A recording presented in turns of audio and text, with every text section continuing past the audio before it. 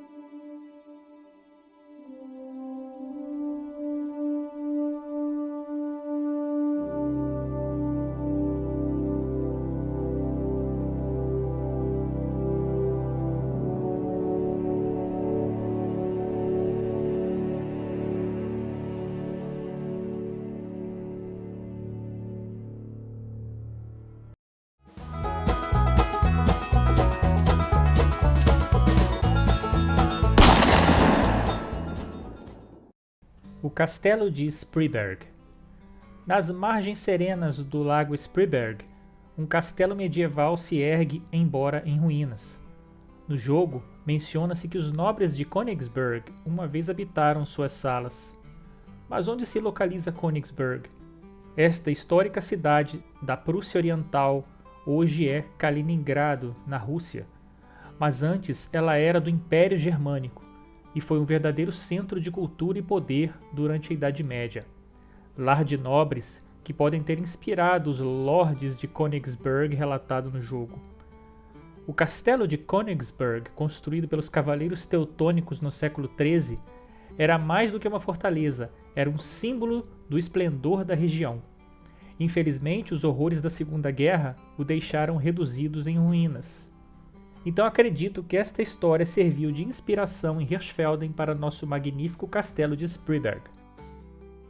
Bunkers de Schönfeld. Os bunkers de Schönfeld em Hirschfelden parecem ter sido inspirados por fortificações reais da Primeira Guerra Mundial, que eram comuns em várias frentes de batalha na Europa. Durante as guerras, muitos países construíram bunkers para proteção contra bombardeios e ataques inimigos. Na Alemanha, a linha Siegfried é um exemplo famoso de fortificações construídas na década de 30. Outro exemplo notável é a linha defensiva de Gorlitz, na Polônia, onde há várias estruturas preservadas.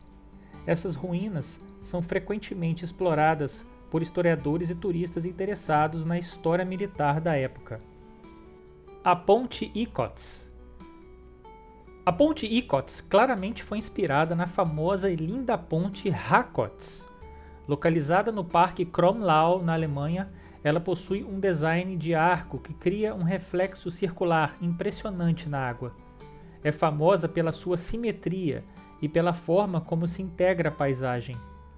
A Ponte Rákóczi foi construída entre 1863 e 1865 pelo barão Friedrich Hermann von Kottwitz, que queria criar uma obra de arte que se integrasse harmoniosamente à paisagem do Parque Kronlau.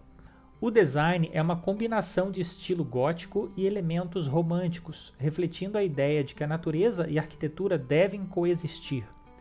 Sua forma arqueada cria um efeito visual impressionante, especialmente quando refletida na água, dando a impressão de um círculo completo.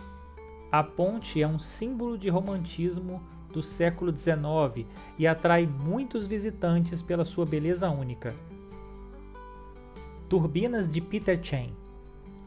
A estação eólica de Peterchain, com suas turbinas, provavelmente se inspira nas modernas instalações eólicas que têm se espalhado pela Europa especialmente em regiões com forte vento. A região de Königsberg, conhecida por suas tradições em engenharia e arquitetura, pode ter influenciado o design e a integração das turbinas na paisagem. Além disso, a Alemanha tem uma longa história de aproveitamento de recursos naturais, incluindo o uso de energia eólica. Modelos de turbinas modernas podem ter sido inspirados em antigos moinhos de vento que eram comuns na região, refletindo uma evolução na tecnologia de geração de energia. Exemplos de inspiração notável seria o Parque Eólico de Ilm-Kreis, que possui várias turbinas eólicas modernas, e o Parque Eólico de Kyffhauser, que também apresenta turbinas em um cenário natural. Ponte Ernsdorf. Na Europa, várias pontes de pedra com arco são notáveis e podem ter inspirado a Ponte Ernsdorf em Hirschfelden. Baseadas nos antigos aquedutos romanos, ainda existem algumas que podemos visitar. Mas, na minha opinião, uma das mais famosas a inspirar essa construção em Hirschfelden é a Ponte de Gard, que fica perto de Nimes, no sul da França. A Ponte de Gard foi construída pouco antes da era cristã para permitir que o aqueduto de Nimes, que tem quase 50 km de comprimento, atravessasse o rio Gard. Os arquitetos e engenheiros hidráulicos romanos que a desenharam criaram uma obra de arte técnica e artística.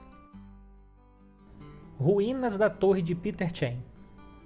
Torres de pedra construídas para vigilância e controle de incêndios são comuns em várias regiões da Europa Oriental. Um exemplo notável é a Torre de Vigia de Murray, na Polônia, que era usada para monitorar e controlar incêndios na região. Outro exemplo é a Torre de Shimshu, que também tinha essa função de vigilância. Essas torres muitas vezes eram erguidas em locais estratégicos, como colinas, para maximizar a visibilidade. A construção no século XIX também reflete um período de intensificação da agricultura e urbanização, onde o controle de incêndios se tornava cada vez mais importante. Moinhos de Schönfeld. Os moinhos de Schönfeld, em Hirschfelden, com sua estrutura de madeira em ruínas, parecem se inspirar nos tradicionais moinhos de vento e de água que eram comuns na Europa, especialmente em regiões rurais. Na Europa Oriental, moinhos semelhantes podem ser encontrados na Polônia, Alemanha, República Tcheca e na Hungria, onde muitas vezes eram usados para moer grãos. Tungeda é uma pequena localidade na Alemanha localizada no estado da Turíngia, perto da cidade de Erfurt. A região é conhecida por sua paisagem rural e há moinhos de vento históricos na Turíngia. Um exemplo famoso é o moinho de vento de Wernigerhausen, que é um dos poucos moinhos ainda operacionais na área. Esses moinhos representam uma parte importante da herança cultural e agrícola da região. Campos de palha de Hirschdorf. Na Prússia Oriental, embora não existam grandes campos de palha como em Hirschfelden, você pode encontrar áreas com campos de cultivo que servem como habitat para aves, incluindo os gansos do Canadá. A região tem uma paisagem rural diversificada, com campos, milharais, prados e áreas úmidas que podem atrair essas aves durante a migração. Na Polônia, as áreas agrícolas da Baixa Silésia, ou mesmo áreas ao longo do rio Vístula, têm uma combinação perfeita que se enquadra nas inspirações de Hirschfelden. Então é isso, galera, eu vou ficando por aqui. Este pode ser o início de outros episódios esporádicos sobre um paralelo dos mundos fictícios das reservas de The Hunter e suas inspirações. Se você gostou e deseja que eu continue, senta o dedo no like e deixe seu comentário, eu leio todos. Hirschfelden não existe, ele mora apenas em nossos corações. Mas é um lugar maravilhoso. Um grande abraço, fiquem bem e até a próxima.